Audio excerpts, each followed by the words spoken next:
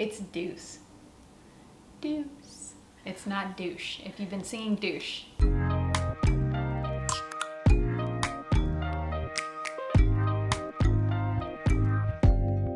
Open up, you open up. Hi guys, I'm Hannah. I'm Sadie. And we're not straight. And this is our queer take on pride campaigns. Take on. Queer take on.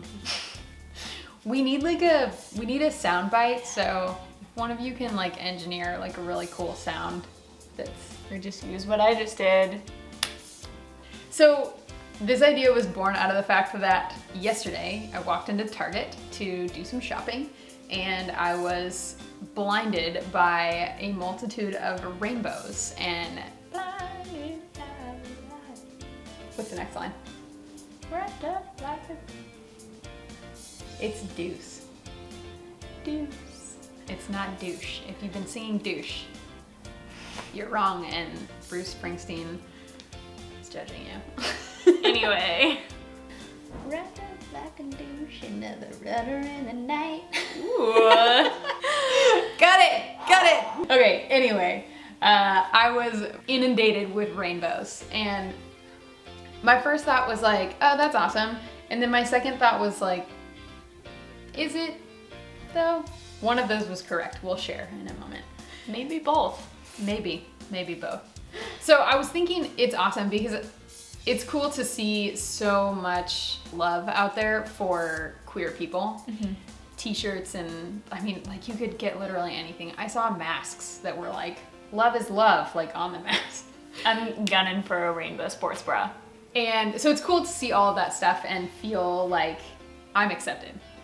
My other thought was it's not that awesome because I wonder how much of this money that is made off of this stuff actually goes to queer people or causes that help queer people. Because we know that we're really blessed to be in a place in our lives and we feel safe being queer. But there are a lot of people for whom that isn't true around the world and even here where we are. And so I would hope that the money that is made from those campaigns goes to people who don't have the same setup that we do. So in true queer take on fashion, we decided to research it. Taking it on. Taking it on. I tried to think back to when I was younger and what pride was, like from my eyes, you know, from my like youth eyes. I think in high school is when I learned that rainbows were a symbol for queer people. But I don't remember thinking anything about pride. I don't think I even knew that pride existed. Because I came from, I mean, if you've seen any of our videos talking about my coming out story, you know that I grew up in a really small town and in a lot of ways was super sheltered. And that was one of the things that I think just didn't make it to me. And I wasn't seeking it out either. And there was no pride parade in her small town. We've joked about how if we went to one or hosted one, it would be the two of us plus maybe Sadie's I'm sure there would be a few people that would come out of the woodwork. I know. Yeah. You know who you are. But yeah, there was no pride parade anything, like from my perspective. Yeah. Which we know isn't true because they've existed since the 70s, since the early 70s. Yes, so the 50-year anniversary of the Stonewall riots was last year, the 2019 Pride Parade being a big celebration of that. So we are 51 years in, and we know that Seattle hosted their first Pride Parade in 74. So like 4 years behind New York's first 1970 Pride Parade. So this has been going on for forever, which a lot of you probably already know that, and you're like, wow, guys, late to the game, but also hilarious that we think that anything that happened before we were born is like forever ancient ago. Okay. But for you, it was kind of the same.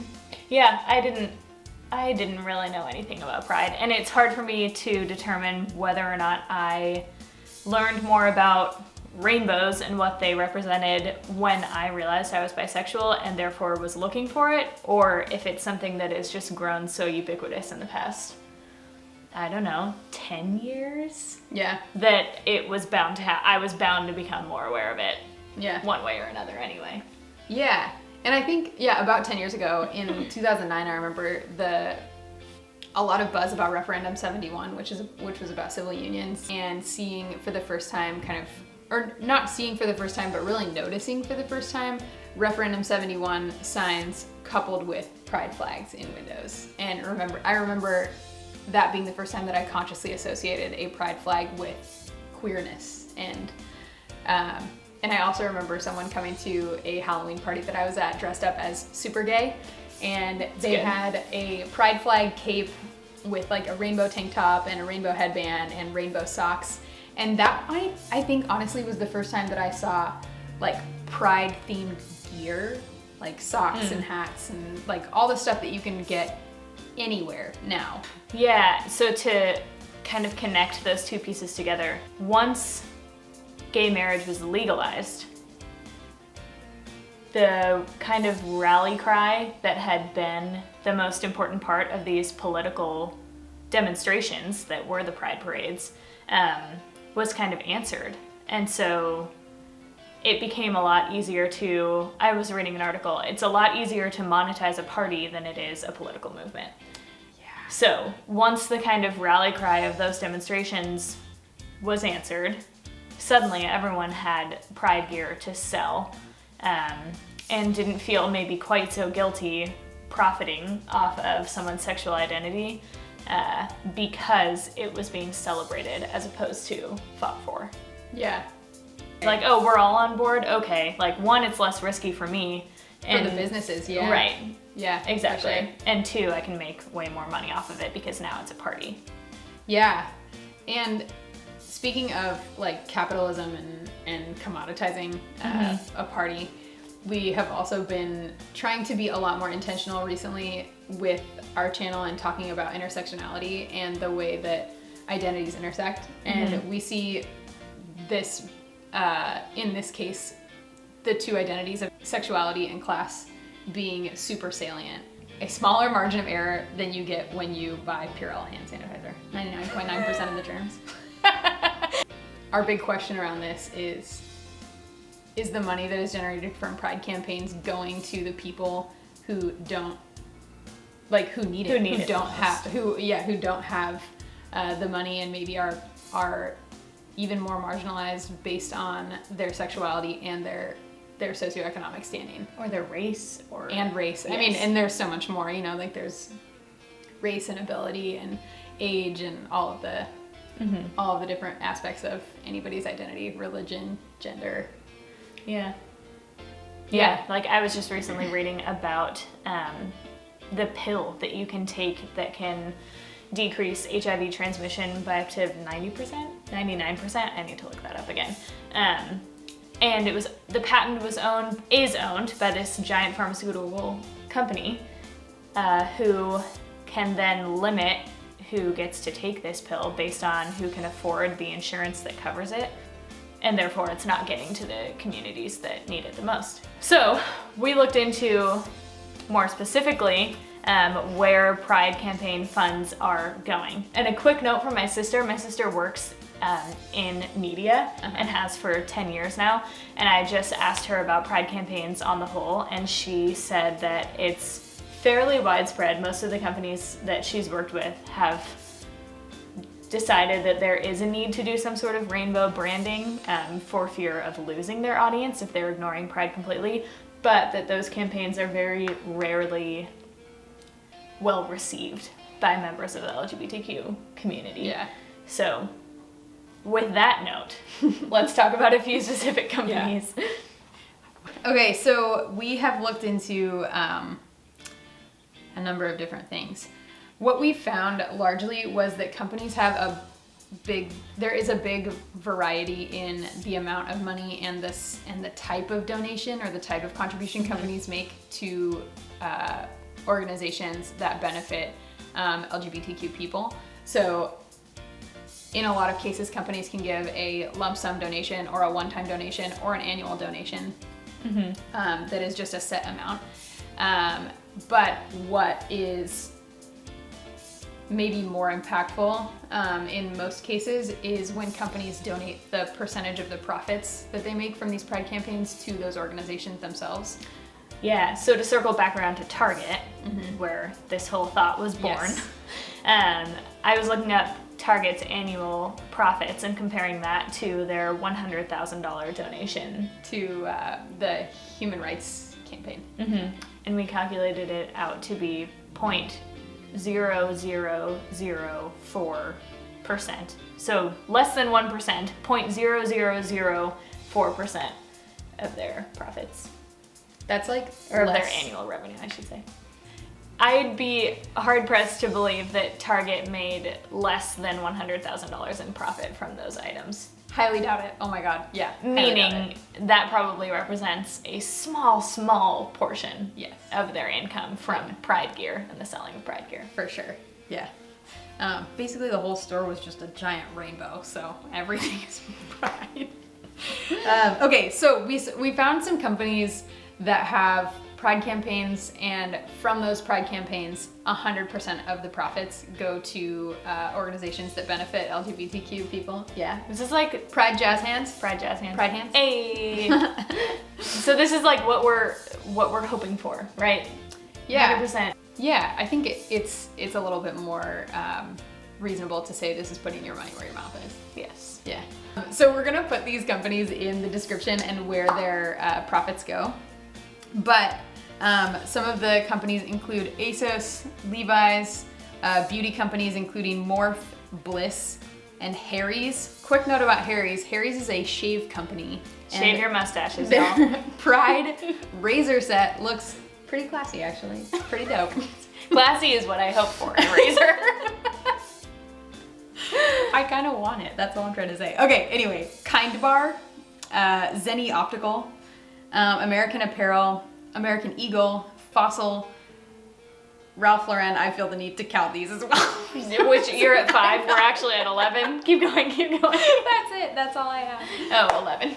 Yeah. And this was after like an hour plus of searching. Yes. For like 100% of proceeds. And we were looking mostly for larger, more recognizable businesses. Yeah. And there are many out there. One step further from this would be to find some queer-owned companies. Queer people of color especially would be a really cool way to go.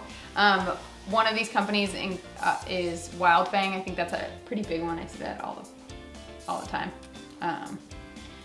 What? All the being time. I was gonna say all over the place, but then I was gonna say all the place. All of the over the time.